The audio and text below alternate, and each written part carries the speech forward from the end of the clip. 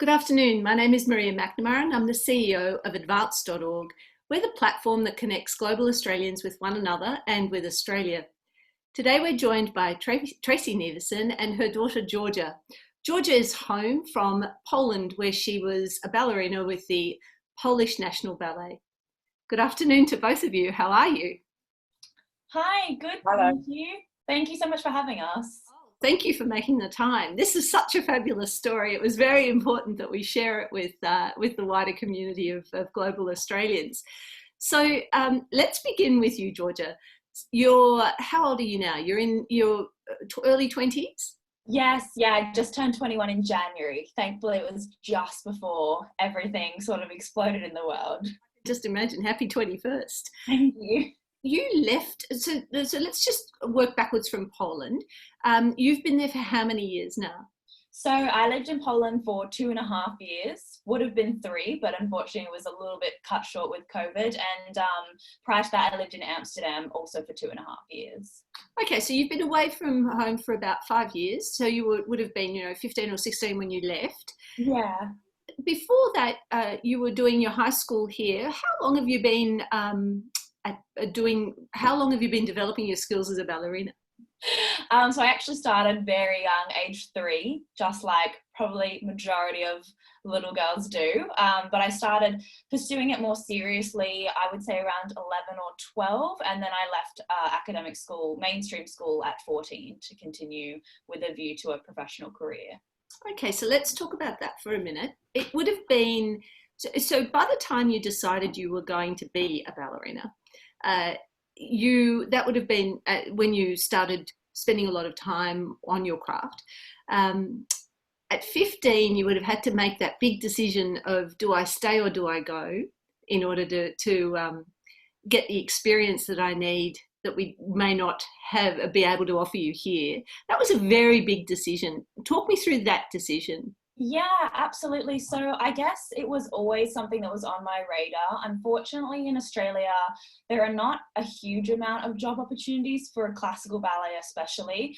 There's only a few sort of major companies. So it's quite popular for Australian dancers to move overseas when they're about, I'd say between 16 and 17, and continue their pre-professional training, because it just provides an easier base to then audition to eventually secure a professional contract. So it was something that I knew was always on my radar, that I would probably hopefully move overseas. Having said that, it was still a big, very difficult decision. For us, it was a little bit of a more last minute decision than maybe some, because we only had about 3 weeks to sort of readjust everything between my being offered a place in Amsterdam and my starting in Amsterdam. So it was a bit of not a rash decision, because it was something that we knew was coming, but so it made for a very exciting learning curve, definitely. So Tracey, she's 11 and 12. Georgia has expressed a passion for the ballet. You're driving her to all the classes. Yes. There's all the paraphernalia that goes with it, and the commitment is huge. Yes. You're then confronted with a decision to be made at 15. Does she stay and do whatever she can do here, or does she go overseas? How big a call was that? Yes. Well, we actually had a call probably slightly before that, Maria, about leaving school or not, because Georgia left mainstream school at halfway through year 9. So she was just turned 14, and did a year and a half of full-time ballet here in Sydney. And I remember feeling that was almost a bigger call. Yes. But we had seen that coming for maybe 2 years ahead, because at the ballet school she was at, there were girls who were 2 years older who were going through that process themselves. So I knew it was looming on the horizon. And for maybe 2 years, I sort of just tried to put it out of my head, it's too hard. And I recall that some of Georgia's contemporaries had left school to pursue full-time ballet here in Australia maybe 6 months before she did. I remember Georgie forced the issue one day. She said, like, what are we doing here, And it was, but I guess it had been percolating through our minds for about 2 years. And we probably knew it was inevitable, to be honest.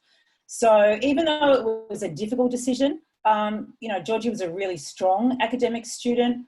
my husband and I just pursued the typical school, tertiary education, career path. You know, we assumed our children would do the same. So it was a difficult but really looming and obvious decision for us back then. And then really when the opportunity to come overseas, to travel overseas at 15, 16, even though that was daunting, that's why we had gone through the previous 2 years. So not to do that was just really choking right at the last minute, frankly. So we had to take that opportunity on and all its challenges and all its, you know, scariness and uncertainty. But that's what she'd worked so hard for, and that as a family we supported her. So in the end, there was no question. And as Georgie mentioned, it came upon us quite quickly right at the end. So we just kept pushing forward and grasped the opportunity that was presented. What you've done is remarkable in many ways. And as the parent of an artist, you know, as you say, you've seen those that have gone before you. You've seen the path that's been trodden, and you know, you're aware of what's coming. Really, it just comes down to the commitment of the artists themselves. So, Georgia, Yes. this was something that you really wanted to do. Your parents, you and the family would have realised that it was a risk that you were prepared to take as a family. And of course, if it doesn't work, you can always come home. So in the tall and short of it, it comes down to some time and some money, but that's it. The greater decision was as a parent, and this is what I want to focus on, because so many young people these days are choosing careers that their parents may not have chosen for them. They're choosing careers that are out of the box, that may not be understood by their parents. And the risk associated with those careers in the parents' eyes is significant, but in the young person's eyes, there's nothing to lose. So what I'm really keen to understand is the kind of thinking that you did, Tracey, to let go of of your commitment to a great education in the traditional sense, and Yes. that this is as valid and valuable a conversation, as valuable an education.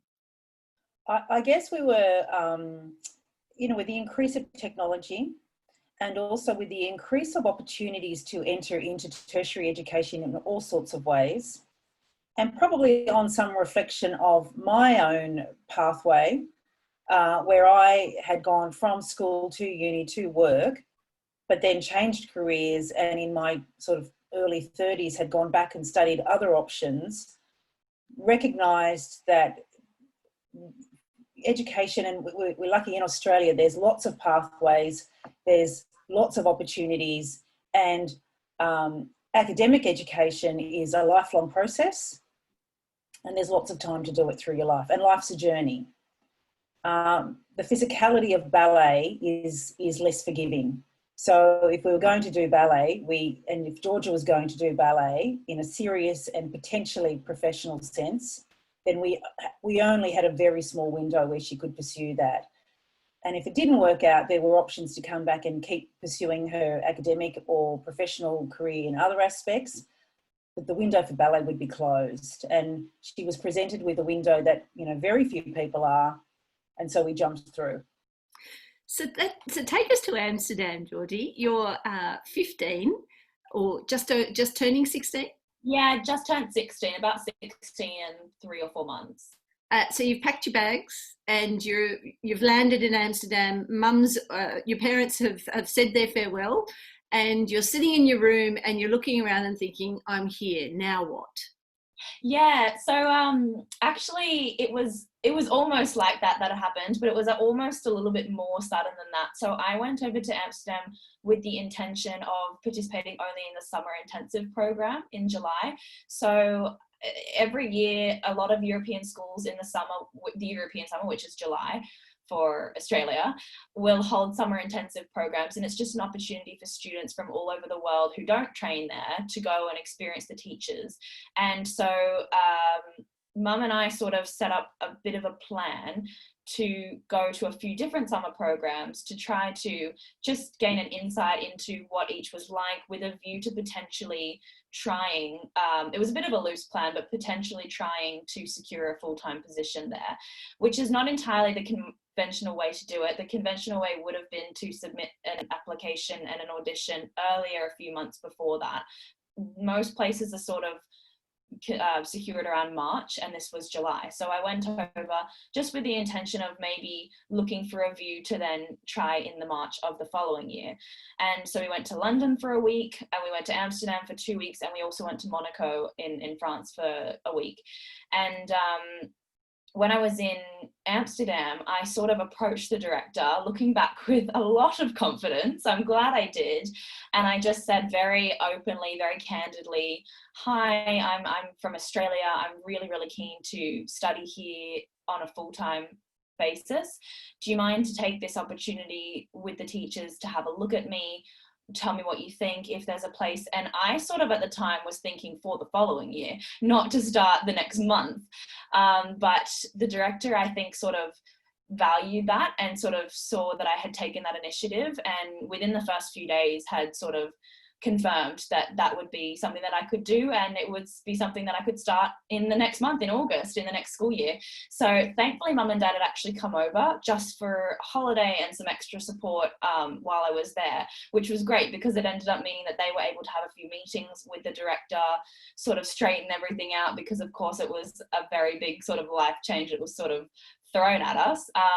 So mum and I then, we made the decision that it was going to be a good fit. I was really keen to take any opportunity that I could to study overseas, because it's not easy to secure a place in a school, and this was a very well respected school, so I was really honoured to have a place. So I took it honestly in a heartbeat, and I was really lucky that I had parents that supported that. We jumped at it, and mum and I spent a few weeks traveling in the interim, because we sort of were like, oh well, there's not time for you to go home and then come back, so she extended her trip. Dad went home. We did some traveling, and then she stayed with me a further few weeks to settle me back in, found me a place to live, opened a bank account, all of that, all of those things that you don't even consider the logistical factors of when you're making a decision like that. And then she eventually left around the start of September. So then it was sort of when it sort of sunk in, like, wow, okay, all right. I mean, I've got the parental support definitely, but it's not right here with me. Now I need to really step up. And so that was a big learning curve. Those first few months were not easy, definitely. So that's phenomenal. Let's talk about how you chose Amsterdam. So you went, each different school and each different location has its own unique character. What were you looking for? Yeah, so honestly, if I look back, I probably wasn't very picky. I was looking for any school that would offer me a place, if to put it bluntly, and I think that's not out of the ordinary. A lot of Australians are conditioned to believe that if you get an offer, you take it. And I was honestly blessed that it was in such a great city and such a great school, because to be honest, I was looking a lot at the reputation of the school and how it would help to further my career. Of course, I was probably looking towards a school that was in an English-speaking country, which was great. Amsterdam was fantastic with that. And of course, after the 2 weeks of the summer intensive, I got a bit of an idea of how the director was and how the other teachers were, how the facilities were, and they sort of all ticked the boxes. It wasn't really something that I was looking for specifically, because to be honest, I think the caliber of a lot of schools in terms of the teaching is very similar. And it was almost a coincidence, other than the reputation of the school and the quality of the teaching. So talk me through that next 2.5 years, because now we're talking intense focus, intense physical exertion. You're also talking about having to deal with whatever homesickness may have cut in. You're trying to deal with having to look after yourself, with nobody around to do any of the things that are often done for young people at home. That requires a great self-sufficiency at such a young age. Definitely, yeah. So I think I could sort of break my time up in Amsterdam. I can sort of recount different periods of time and how difficult they were, but I can say with confidence that the most difficult part in terms of all of that was definitely the start, the very first 6 months, because it was just such a steep learning curve in terms of I went from having parents who sort of I was very sheltered, very nurtured. I didn't have to do anything except worry about my ballet and my academic studies on the side.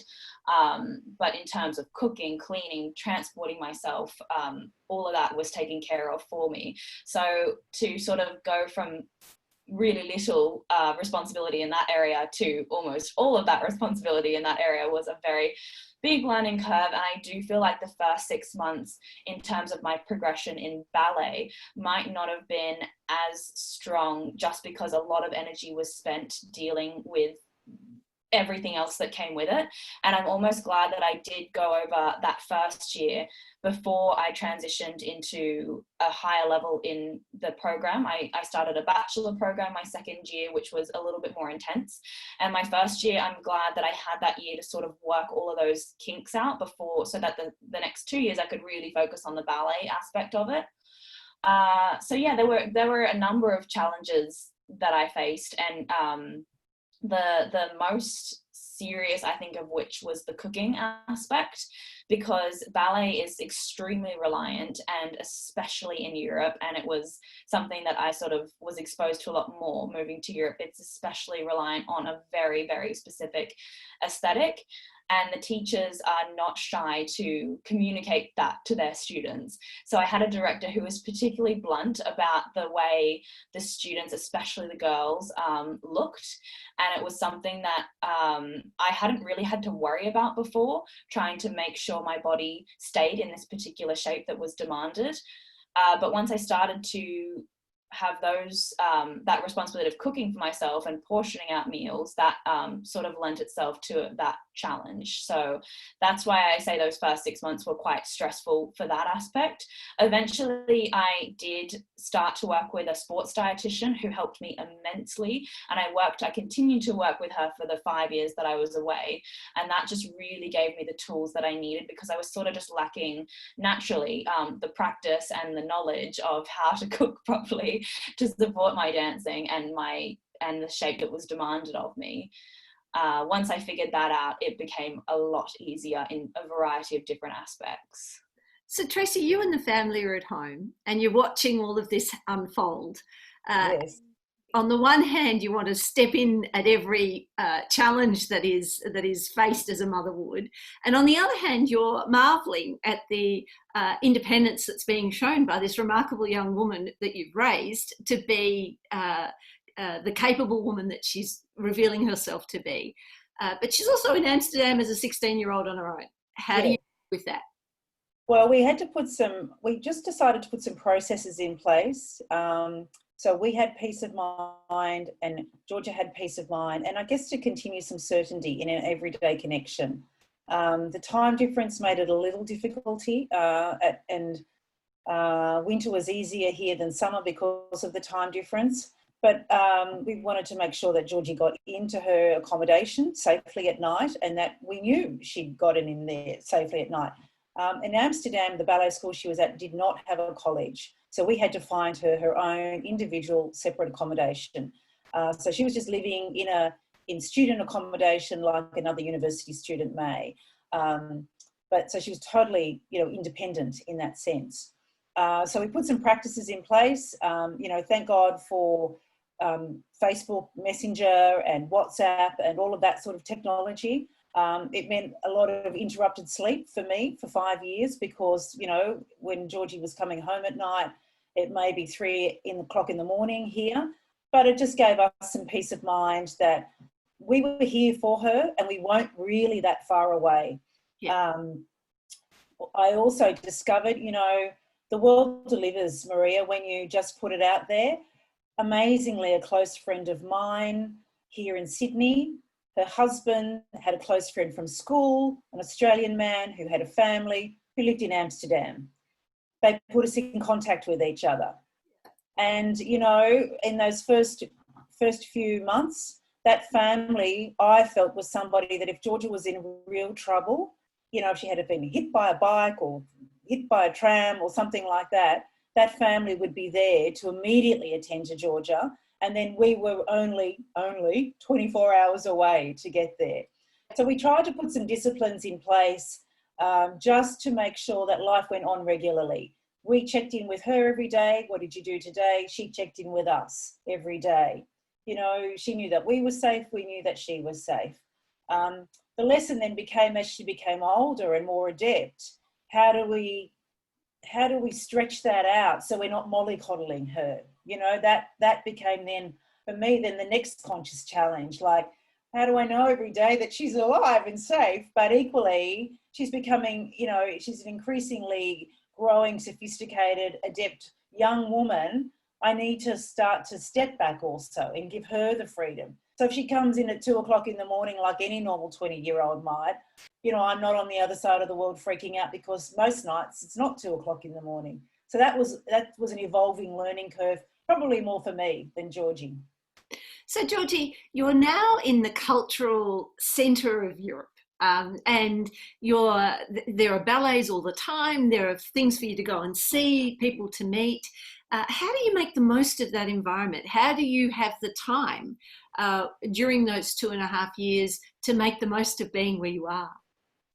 Yeah, so I was really lucky that we trained in a facility that was very close to the Dutch National Ballet Company, the professional company that was affiliated with the school, and we would also get free tickets to see every performance of Dutch National. And it was actually in our curriculum when I was a bachelor student. We had to go and watch, and oftentimes we'd have to write a small report or something on the performance that we'd seen, with a view to sort of exactly open us up to what we were fortunate to be experiencing. So that made it really easy, that it was almost written into my schedule to go and see these performances, and we'd all go as a class. Outside of that, whenever a company would tour, another company from a different country or city would tour to Amsterdam, we would usually get notified and encouraged to purchase a ticket. So I was fortunate that I was able to see Netherlands Dance Theatre, which is a very, very famous contemporary company that's based in The Hague in the Netherlands, when they would come up, and also another one, Intradance, when they would come to Amsterdam. We would often get a group of us to go and see that as well. So from a ballet and a contemporary and just a dance perspective, we were just exposed to a mecca of amazing companies, and that sort of gave us a bit of an insight of what direction we would like to follow. So a few of my classmates went and saw Intradance, this contemporary company, and thought, wow, that style is something that I love and I would love to. And they ended up pursuing and getting apprenticeships with that company. So that was really valuable for us to be exposed to so many different styles, genres, sizes of companies. Fantastic, yeah. So after that 2.5 years, it was time to find a job. Talk me through that process. You know, what did that involve, and what did you give up in order to gain? Yeah, so that was another challenge in itself. Again, something that had been on my mind, honestly, since I started the full-time training when I was 14 in Sydney. This was the end goal. I remember clearly my teachers in Sydney having this mantra that they would make us repeat, that like the goal of the program was to get a job. That was the line that we all spoke so many times. So it was definitely something that we'd been working towards for many years.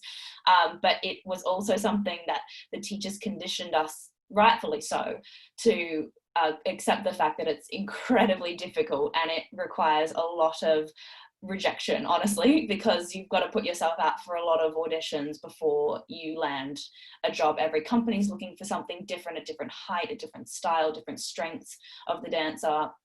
So different levels of experience. So it was something that going into my third year in Amsterdam and my second year in the bachelor program, which was the last year, it was something that we all knew was sort of looming. And I was sort of took the approach of thinking that if I was ready as soon as I could be, in terms of preparing myself for auditions, that would open me up to the maximum possibilities of auditions that were out there. So for a ballet job, when you're in school, to secure a professional contract, you usually submit some audition material. So similar to if you were going for a corporate job and you have your CV and your cover letter, you have a CV for ballet, and you also have a headshot. You also have about 3 to 5 professional photos of yourself in a ballet position, and then you'll also put together a video, and the video just showcases a number of exercises, and it might also showcase a small variation, so a little dance, for lack of a better term, and maybe some contemporary work as well. So I knew that the first step in this like conquest to get a job was to make all of that to showcase myself as best as I could with that. So I spent a lot of time working towards making this DVD, rehearsing it, spent many Sundays going into ballet with a friend to film each other, and eventually edited them. I had a close family friend here actually edit all my DVDs to make it look quite professional and to present myself in the best light that I could. So I was ready to send them all off. And usually audition season in Europe is December through March. That's when most companies hold their auditions to then offer their dancers for the following season, which will start in September. So we all know that by start of December, you really need to have everything ready to then go for the next few months. Having said that, I had all of mine ready already in about October, because I was just really keen to get into it as quickly as I could. And that really paid off, because I actually happened to see a job advertisement on Facebook, of all places, for Polish National Ballet, who was auditioning in November, which is really early for the audition season. It's not really normal. And the reason that they were auditioning so early is because they needed a dancer to start immediately, because they had a program in December, the Nutcracker, which a lot of companies do. It's a very famous ballet, and it's quite notorious for requiring a lot of dancers, because they usually put on as many productions as they can, and a lot of dancers tend to get injured around Nutcracker time. So it's quite well known that sometimes companies are looking to hire extra dancers in the middle of the year for Nutcracker, and this was that case, that they needed an extra girl for a role in Nutcracker. And I saw the audition, and I spoke to my teacher in Amsterdam, and it just so happens, thankfully, that she was an ex-colleague of the director in Warsaw, because he used to be a guest choreographer in Amsterdam in the company there. And so I spoke to her, and I just showed her and I did not know that at the time. I showed her the notice, and I thought, oh, look, here's this company in Warsaw. I really didn't know very much about it. I knew a few girls that had gone for the company audition the year before. So it was sort of on my radar, but it wasn't one that I was, dead set on wanting to get into. But I saw it, I floated the idea to my teacher, who I was very, very close to, and she said, hey, I happen to know Christoph Pastor, the director there. Let me send him an email and provide a good reference for you. And that helped immensely, because to get these ballet jobs, you have so many hundreds or thousands of girls applying that you just need something that helps you stand out. And I was very conscious of that. And as soon as she mentioned that, I was so excited that maybe this was going to be my ticket to set myself apart from the competition. Of course, it was still going to be extremely difficult. So with my teacher's recommendation of me, I was able to secure a private audition, which in ballet, you have privates and open auditions. So private auditions are where the dancer will just go and take a company class with the company, and the director will watch them. In an open audition, all the auditionees will come together and take one class together, and from there the director selects. So with the private audition, I was able to go with just me in the class looking for the job. The sole focus from the director was on me that day, and I didn't have to compete for the attention of the director. So I took the company class at the end of November, and had a brief meeting with the director, a quick chat. He said, thank you for coming. I've got a few more dancers that are coming later in the week that I need to look at, but I'll be in touch and let you know. So I went back to Amsterdam thinking, well, that didn't go badly. It was my very first audition, so I didn't really know what to expect, but all right, I think that I didn't embarrass myself, so that's good.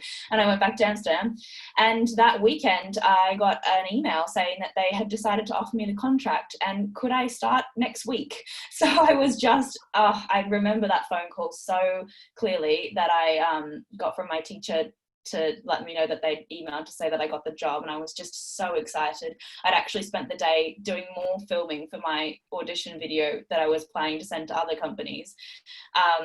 And from there, I then sort of realized, oh, okay, right, now I've got to move to Poland to start in about 10 days time. So that was a very fast move, but I was very conscious of the fact that I was super lucky to have the job. It came upon me very quickly, which I wasn't expecting. I was preparing myself to have to do tens 20s of auditions to get a job. So I jumped at the chance. It was a well-respected company in a major city, which I was really excited that I was going to be in a capital city and going to have sort of the resources and the life that comes along with that. So yeah, I ended up living in an Airbnb for the first 2 months that I was there, because that was the only accommodation that I could find. And I lived, honestly, for that first couple of months sort of between Poland and Amsterdam. I had a lot of things still left in Amsterdam. I just packed what I needed to pack in a suitcase. And it took probably the next 6 months for me to slowly, taking trips back to Amsterdam, filter everything or move everything from Amsterdam to Warsaw, where I then started my next new base. That's a phenomenal story. Tracey, the last time I would have uttered the word Warsaw would have been at high school reading I Am David. So it's such a long time ago. So Georgie says, I'm going to Poland, and you say... Yeah, so I have a clear recollection. Again, it was about midnight Sydney time, Googling a map of Poland, of Warsaw, sorry, Maria, of Warsaw. I'd never visited Warsaw. I had no sense of even the geography or the layout of the city, and then Googling nice places to live in Warsaw and trying to wrap my head around districts and regions and where were they in proximity to the ballet company's headquarters. You know, what do we do? You know, what do we do here? And deciding, you know, then looking at Airbnb, and you know, we were in Australia. We weren't there to, you know, be a physical support at that stage. So, and I also remember we just, you know, we try and live with someone, or we just get somewhere on your own. We opted to try and live with someone, so she wasn't in a new city completely on her own. And then we found an appropriate place, we thought, with an Airbnb with an architect who was maybe 10 or 15 years older than Georgia. So there she was, about to live with this man that she'd never met before. And she was 18, Georgie, I think you were 18, just 18, not quite 18. No, I was about to turn 19. Yeah, 18. And I remember saying, you know, if he's creepy, just walk out, Georgie, you know, but he wasn't. He was charming, and I think it was about a month. And then from that, then, you know, we put together the next step of accommodation. And then, you know, that was for like 4 months. And then from there, the next step. And we've become pretty adept at putting pieces of the jigsaw puzzle together, working out what was the next immediate step, having an idea of what the next step after that needed to be, but just taking the bite-sized chunks that we could accommodate and cope with immediately, that we knew that would give us a platform then to do the next jump. And I feel like we've lived, you know, a lot of Georgia's time overseas was like that. An opportunity was presented. It was too good to turn down. We weren't ready. None of the ducks were in a row. So let's just get ready for how we can accept it and not stress, and recognise that we do need to take a next step soon, but we'll get there. And I think we became quite a good team. You know, Georgie at the coalface, and then me in the background, learning how to cope with those developments.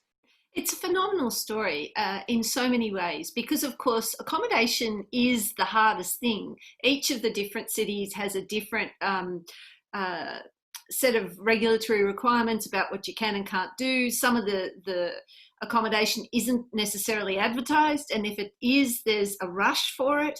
So it is probably the hardest thing to deal with. Yes. Yeah, and even like in Amsterdam, learning about, you know, registering yourself with the, you know, the municipal council, and then, you know, how you get a bus ticket and all of that logistical stuff. I swear I felt like I could create a business out of helping people get through that, because it can be overwhelming, but really you just have to keep your head down, one foot in front of the other, and you get through. So what's really interesting is now you're doing it in a different language. Yes, Definitely. Yeah. Unlike Amsterdam, you know, yes, English is spoken, but it's not the dominant language. So, you know, how good's your Polish? Yeah, so I definitely recognised that as soon as I arrived that it was not going to be as easy as it was in Amsterdam. So I actually decided to start taking some Polish lessons my first 6 months, and they were hard. They were really hard. I remember coming out of those sessions. It was on my one day of the week off, just feeling so just mentally drained from just thinking about the language. It's just got zero connection to English in terms of its roots, and therefore in terms of everything about the language is different. So, but having said that, they helped tremendously, and I can now proudly speak the very basics of the language with no further. I didn't continue it past my first season. I just felt like I had enough of a base to get around. Thankfully, a lot of my work was in English because there were a lot of international dancers like myself. Having said that, a lot of it was also in Polish, and we sort of just muddled through it together if we didn't really know what was going on. But it gave me that base that you really did need in order to live there. Because when you're speaking another language and living and working, just the act of having to think in two languages until it becomes second nature is exhausting. So suddenly the food's an issue, but you've got your dietitian, because of course the food in Poland is different again. You're living in a brand new place, you're coping with a new language, and you're stepping up because it's now professional. Yeah. So talk to me about the step up to professional. Yeah, definitely. So that, as I said before, the transition was very quick, and I didn't really have very much time to process the not being a student and now being a professional sort of thing. Having said that, it was, as I said, something that was on my radar for a number of years. I think, honestly, something that helped a lot with the stage experience was having done a lot of competitions in Sydney when I was growing up, because when I was in Amsterdam, we actually didn't have very much performance experience. It was largely centered on just developing our technique, but we only had a few performances in my time there. And then I moved to Warsaw, and all of a sudden I had 10 shows in my first month, and that was many more shows than I'd done at all in Amsterdam. So, but coming from this background of doing a lot of competitions in Australia, even from when I was very, very young, helped to sort of not have that sort of confidence on stage. I do remember my first probably 6 months of the company, just always thinking, just blend in, just don't stand out, just don't give them a reason to, because when you're in the core, especially in quite a large company of 80 plus dancers, when you're in the core, they don't want to see you stick out. So I just thought, if I just try and do everything like everybody else, then they won't have a reason to sort of call me out for something. And I think that helped sort of calm my nerves, that like I'm not the one carrying the ballet. I'm just there to not fill out the numbers, but just there to create the shell of the company. So I don't need to try and be more than that right now. And that sort of helped. And so you did that for 2.5 years, and you danced, without doubt you would have danced a lot of the productions that have been on your wish list. Which was your favourite? Oh, that's a hard question. I think I would have to say my favorite would be Swan Lake, because I know it's a very, very cliche answer, and it wouldn't have been my quote unquote dream ballet. But the thing that I liked about Swan Lake was it was guaranteed dancing for the core women a lot, because of course the women make up the swans, and the swans are a very integral part of the ballet. So in Swan Lake, in the second act, it's almost exclusively the swans dancing. And I just really liked the fact that every time we performed it, and it happened quite a number of times, we took it on tour to Canada, and I probably performed it upwards of 50 times throughout my couple of years there.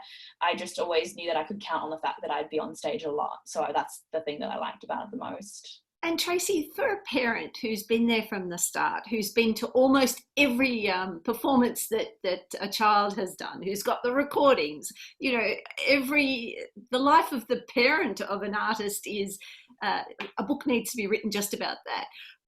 How did it feel not to be able to be there to see Georgie perform? I know that was very disappointing. I think we only saw her in Poland. We got to see her once. We did see Nutcracker, which was fantastic.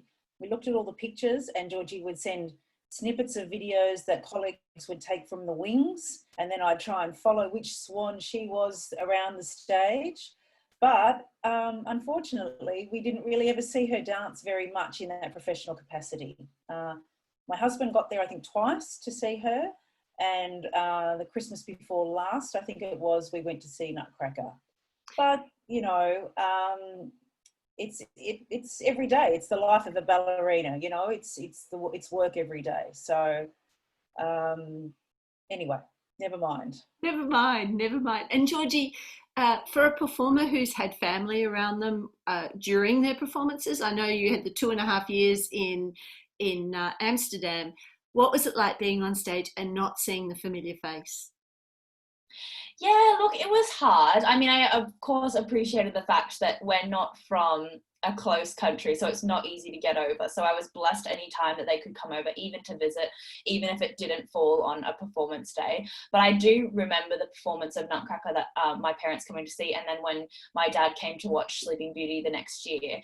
And I remember that those performances were notably more special anytime, really. I was lucky also that some of my friends from Amsterdam had also been able to come to watch a few times, and that it always made it more special if you knew someone in the audience. So you do look out on the audience and spot people. It's an interesting conversation that you have with performers. Some do and some don't.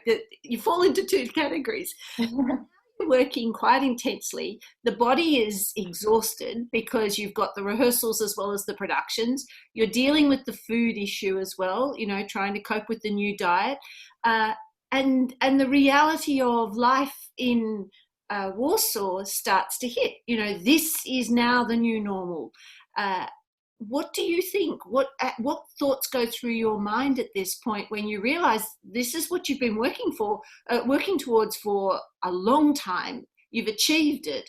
Do you look around and think, what next?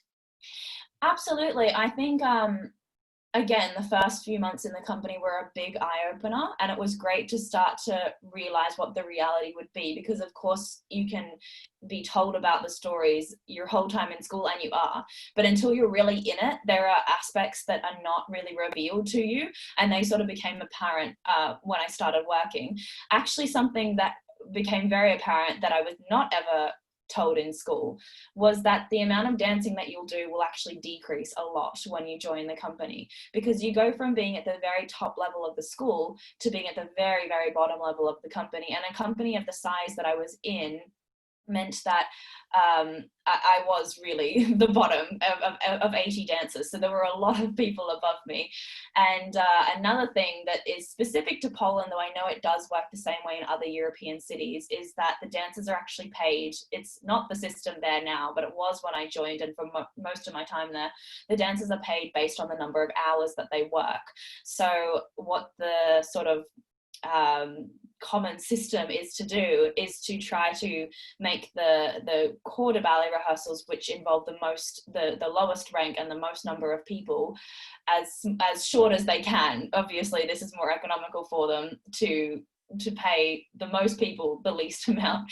So it actually worked out that when I first joined, my hours were significantly reduced dancing. I remember there were days that I would dance maybe 2 or 3 hours when I was used to doing 6, 7. And that was something that was really hard for me to cope with, because I sort of thought, like, well, I've made quite a significant number of sacrifices to be here, and I'm sort of only dancing 2 hours a day. That doesn't really provide as much fulfillment as maybe I was kind of hoping for. And it also led to a little bit of anxiety about trying to maintain this body, because I have a body that wasn't super easy for me to maintain the physique that was demanded. It's just a genetic thing. Of course, it's a very, very specific, so you're very lucky if you have the genetics that will support this. But for me, I knew from my time in Amsterdam that I had to follow this very, very limited diet, and also complement it with a certain amount of physical exercise in order to maintain. So that lack of physical exercise did lead to a little bit of anxiety, and it also led me to seek out a personal trainer, which I worked with for the years that I was there, which was a great thing. But I tried to supplement it as much as I could with my own work. But eventually I still had quite a lot of time. So I started to do a bit of study on a part-time basis, honestly, it started just to fill the time. And it sort of blossomed into this much bigger thing that eventually has led me here. So you're you're in Warsaw. You're dancing. Do the hours increase? Do you find them increasing over time? Eventually they did increase as I became more senior within the rank that I was in. So of course I was still the quarter ballet, which is the lowest rank of the company. There were still many dancers above, but I had started to become a little bit, very, very slowly, more senior and been cast in a few more roles. And it also varied throughout the periods of the year. So December, for example, Nutcracker season was notoriously always very, very busy. And because we would have a lot of shows because it's a ticket seller, but then you'd get to sort of March, April, and they really die off the ticket sales a lot. And they often do a lot of smaller programs that require fewer dancers. So throughout periods of the year, the workload increased or decreased. Okay. And so you began to study. What did you study? So I started in at Open Universities Australia because I actually never did year 12. I was already overseas at the time, and I was 17, so legally allowed to leave school. And at the time, it just wasn't feasible for me to try and do the HSC from Amsterdam. And to be honest, it was not something that was going to further my immediate goals. So we decided that I was, legally of age and I was allowed to leave. So I finished year 11. I did finish it over 2 years just to make sure that I had enough time because I had quite an intense dancing load. But I never did year 12. So that sort of limited my options to jump into tertiary study immediately. But I was lucky that Mum had a friend and a colleague who worked, who was a board member, I believe, of OUA, and he referred us to this Pathways program. It was a program that you could do 4 subjects that would then gain you entry into a university degree. So I chose to do a business pathways course. I honestly can't even remember the reason that I gravitated towards business. I think I studied commerce in high school and I enjoyed the subject a lot.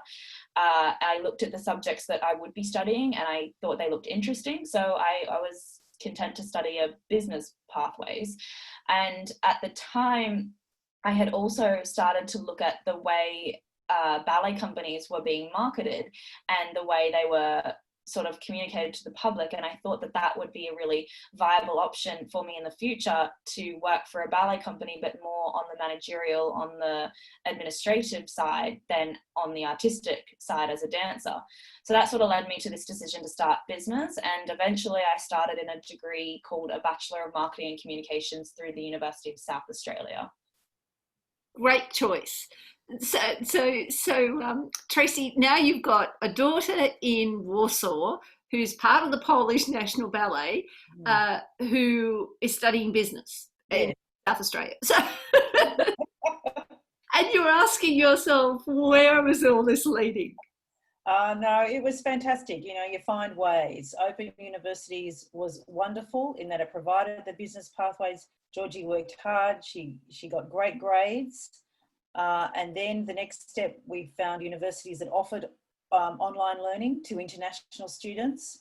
University of South Australia had the marketing communications degree that she started and was continuing. And then COVID came. And then from there, we thought, well, you're home now. And she had decided to maybe pursue an academic course rather than pursue ballet. And from there, she was able to apply through the UAC process to the point now where she is studying at UTS. So fantastic. This last period is a very interesting one because COVID is causing many artists to rethink their futures in good ways and in bad.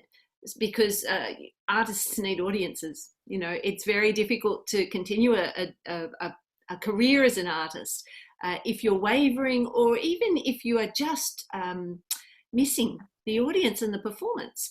So when you came home in January, you came home because of COVID?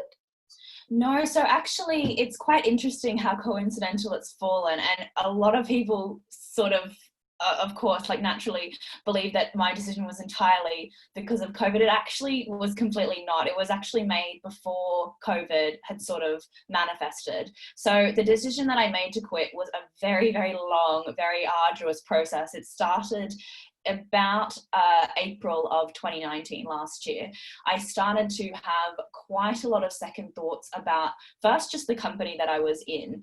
There were a lot of issues that I said before that are not really expressed to you as a dancer, one of them being the actual lack of dancing, but there were quite a few others that I sort of started to realize the longer that I was there, like, wow, there's quite a lot of things that I don't really like about this. And of course, you're also conditioned in ballet to just take what you get. You're lucky to have a job. You don't ask questions. You don't make demands. You just do it. And I started to think, like, after that had sort of worn off, that sort of honeymoon phase, I guess, I was like, wow, there's actually quite a few things that I'm missing. So it started with an idea that maybe I would be happier to try and move to a different company. And now that I had these couple of years of experience, I thought that that would sort of help me and I would be happier somewhere else. And as I went through the process of auditioning again, which was these last few months of 2019, I started to realize that the issues that I sort of was feeling and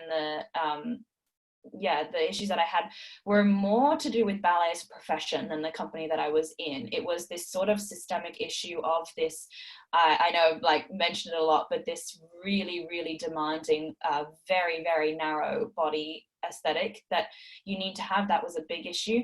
And also just the limiting lifestyle that ballet demands. Ballet, in order to do it professionally, you really have to eat, sleep and breathe it, and there was not a lot of room for very much else. And I was sort of looking at my friends who had just done the conventional high school route back home, and the internships that they were starting to get, the corporate jobs they were starting to get, and I sort of started to think, like, wow, there's quite a lot back home that I was sort of missing out on and sacrificing, and it sort of all started to become quite apparent. And I think during the time that I was training, I blocked it all out to try and secure this ballet job. But now that I had this ballet job, I was starting to really second guess whether it was something I wanted to do in the long term. So I realized quite early on that it was something that I sort of only wanted to do for a few years, to experience it, to say that I've done it, to live it out, and then move home, which is not very common. I think a lot of dancers want to be a dancer as long as their body will let them. And that just wasn't that never was really something that I wanted for myself. So I actually... That must be enormously satisfying as well, because it's a moment of truth. You're able to touch and feel that very moment when you realized maybe you were satisfied. You were satisfied with everything you'd done, and you wanted to see what else the world offered. Yeah, absolutely. That was it. It was, so I actually ended up making the decision at the end of January. It was the day, I remember the day very clearly. It did happen after a very specific event, one particularly horrendous audition that I did for a company that I had set a lot of my hopes and dreams on. And I went to the audition. It didn't work out the way that I thought it would have, but it sort of did trigger this realization that I felt like I was just putting so much of myself into ballet, and it was creating some objectively quite unhealthy habits that I had to uphold in order to keep doing it. And I just felt like I was not getting what I wanted in return anymore. And that was sort of the point that I started to really rethink the direction that I was going in. So January, I sort of, after very many months of this looming and many conversations about it with friends, with mum and dad, I sort of made the decision that I was going to stop. And I had thought that I was going to finish the season that I was dancing in, so finish up until July, and then have a really nice closure, visit all the friends that I wanted to in the various cities that they were now living in, pack all my things up, move home, work for 6 months, and start uni at the start of 2021. That was my grand plan, and it was going to be fantastic until it wasn't anymore. So eventually, from there, it actually snowballed very quickly, because this was the end of January and COVID happened at the start of March. So I really only had this February where I was dancing, knowing that I was going to stop, and I was really enjoying it, because I felt this weight lifted, that I didn't have to abide by all these standards anymore, because it didn't matter anymore. I mean, it mattered a lot to me. I didn't slack off or anything, but just this immense pressure felt lifted. But from there, I had my meeting with the director. I told him that I was planning to resign, and that very same day, March 11th, was the day that we were told that we had to stop working because of COVID. We were told it was going to be only 2 weeks that we were going to be out of the theatre, and then we were going to come back.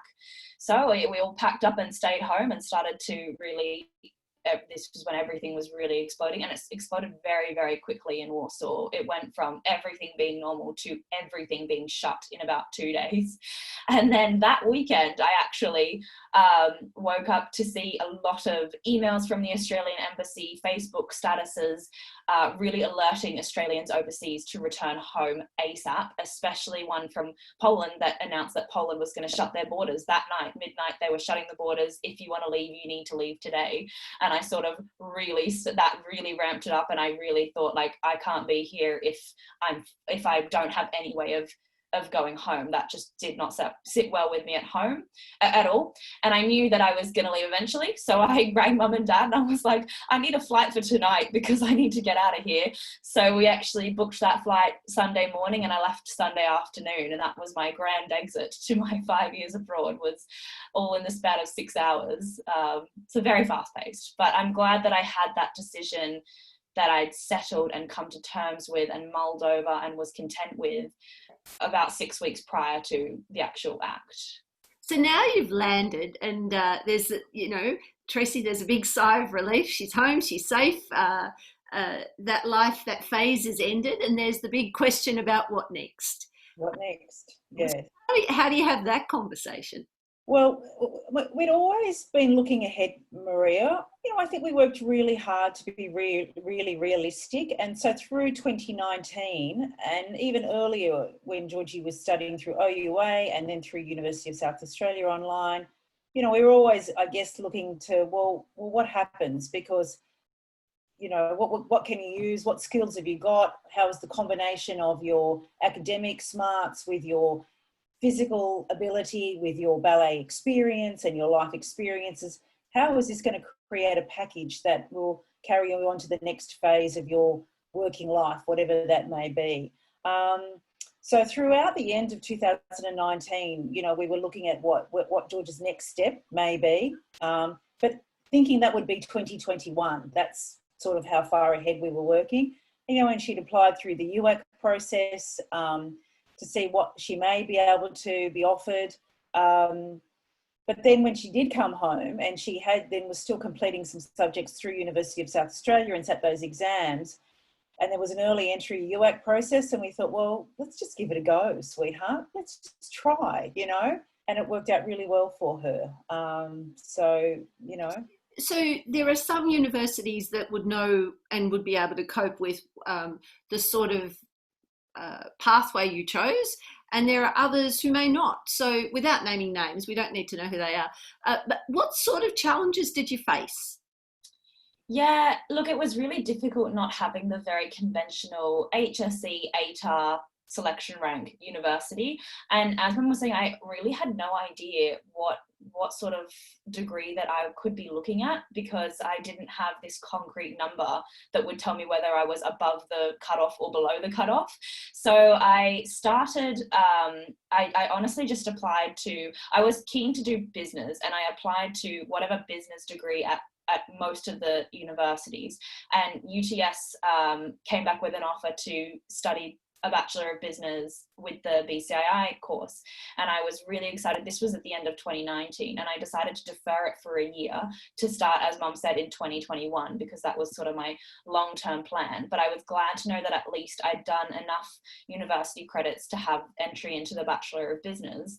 UTS was very, really open-minded with the fact that I did have this sort of unconventional path, and I was able to string together all of the different academic and other achievements that I'd made, that I had to combine them to make this was my application package, was pulled from a variety of different aspects. It wasn't this one Year 12 grade that I was reliant on. So I had my diploma from Amsterdam that I received. I had the elite athlete and elite performers status that I received, and then I also had these credits that I obtained through OUA and also through UniSA, and I sort of compiled them all in my UAC application to try and present myself in the best way that I could, and thankfully UTS was very well receptive to that.